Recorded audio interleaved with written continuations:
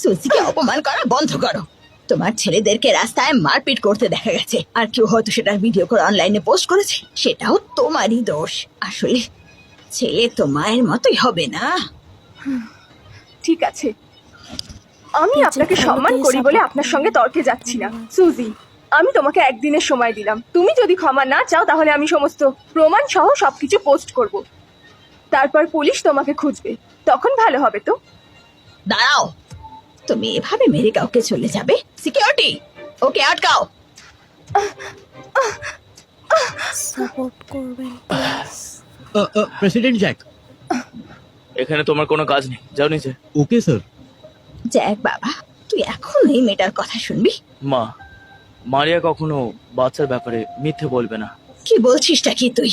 যখন তোর ছেলে রাস্তায় মারপিট করছিল আর ওর ভিডিও অনলাইনে পোস্ট হয়, তখন সুজি আমার সাথেই ছিল। আমি কি জানবো না ও কি করছিল? তাতে কি হয়েছে?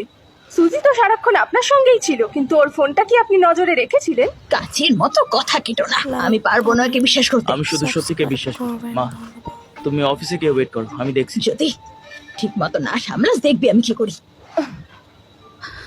জ্যাক, মারিয়া আমায় ভুল বুঝছে, আর তুমি আমি শুধু সত্যিটা জানতে চাইছি। বাচ্চাদের ব্যাপারে আমি কিছু শুনবো না। তুমি সত্যি না বললে আমি তোমায় পুলিশে দেব।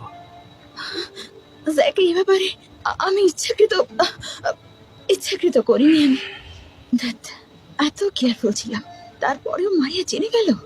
সুজি, মনে রেখো তোমার কাছে শুধু একদিন আছে।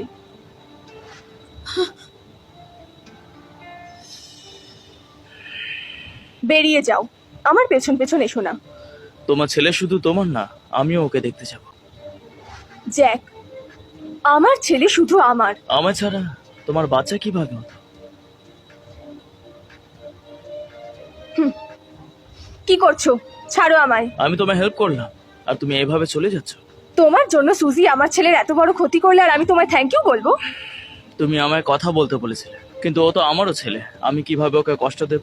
আমি তো জানতাম না সুজি ওই ভিডিওটা পোস্ট করেছে।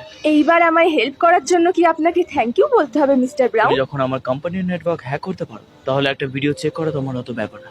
আমি জানি তুমি বাচ্চার ব্যাপারে মিথ্যে বলোনি।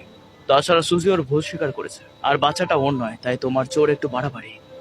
সরি মিস্টার ব্রাউন, একজন মা হিসাবে আমি ওকে ঘৃণাই করি। আমি ওকে এক মুহূর্তও সহ্য করব না। আমি তো আর মিস্টার ব্রাউনের মতো ঠান্ডা মানুষ নই। একজন মার কেমন লাগে সেটা তুমি বুঝবে না। ঠিক আছে, তুমি ঠিক আছো? আমি ঘাবড়াইনি।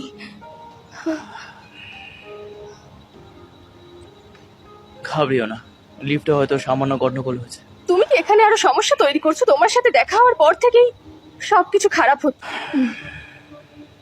তোমার লিফট রিপেয়ার করার লোকেরা কি ক্যাবলা যে এখনো সারাতে পারলো না? হে, ছাড়ো আমায়।